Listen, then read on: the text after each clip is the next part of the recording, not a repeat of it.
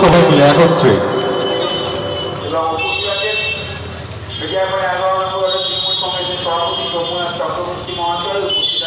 উপস্থিত শ্রীমতী গৌরী ঘোষাল মহাশয়, তাকে মঞ্চে আসার জন্য রিকোয়েস্ট করছি।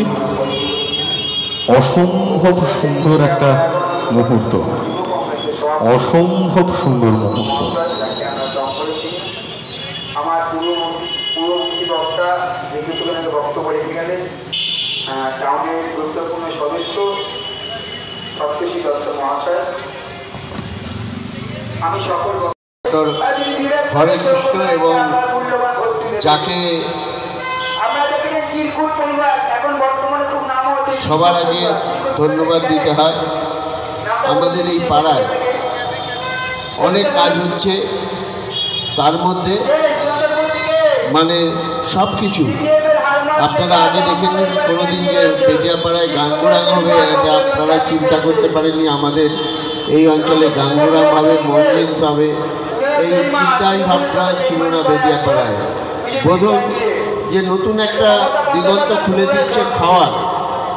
আমাদের ডাক্তাররা বলছে ফাস্টফুড খায়, ছোটো ছোটো বাচ্চারা খায়, সেখানে আজিনামোটোর ব্যবহার করা হয়, সেটা স্বাস্থ্যের পক্ষে খুব খারাপ।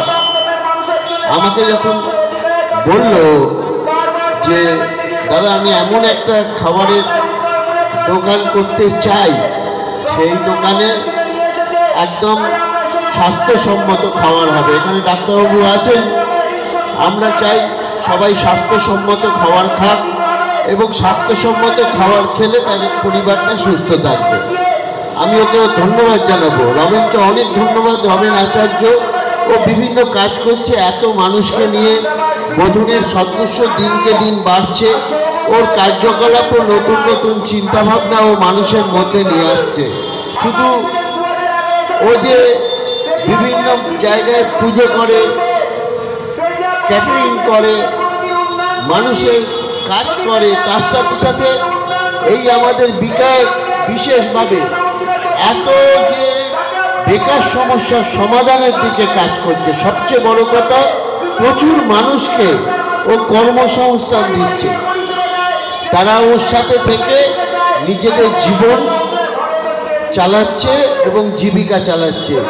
আমি রমেনকে অনেক ধন্যবাদ দেবো, কারণ হচ্ছে বিভিন্ন রকম যখনই আমার কাছে নিয়ে আসে তখনই আমি ওর নতুন নতুন চিন্তাভাবনার কথা জানতে পারি।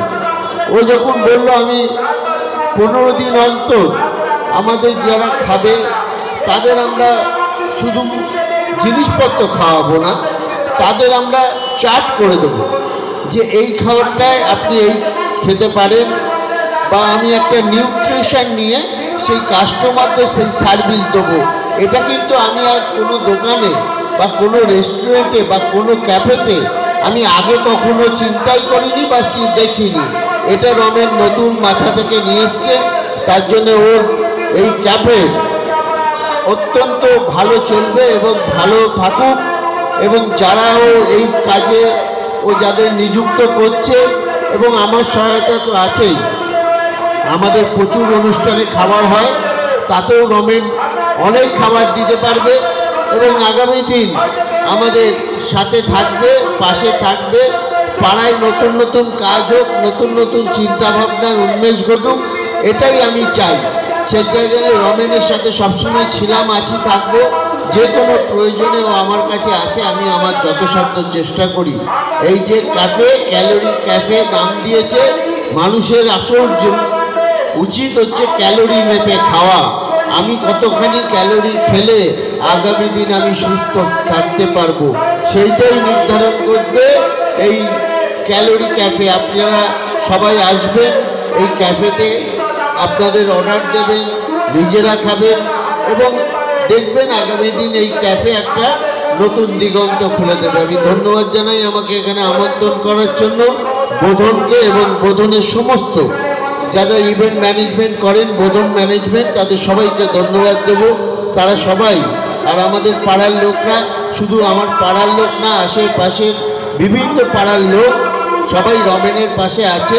রমেনের পাশে সবাই থাকুন, যাতে ও যে আমি মেন জায়গাটা যেটা বলছি ও যে বেকার সমস্যা, যে আজকে যে 50 জন ছেলেকে যদি ও এই কাজে নিযুক্ত করতে পারে, তাদের জীবন যদি জীবিকাও করে দিতে পারে, তাহলেই হচ্ছে ওর বিশাল কৃতিত্ব, বিশাল দায়িত্ব। সেটা ছোটোখাটো একটা কাজের না। এই যে যুব সমাজের এই উদ্যোগটা কিন্তু দরকার।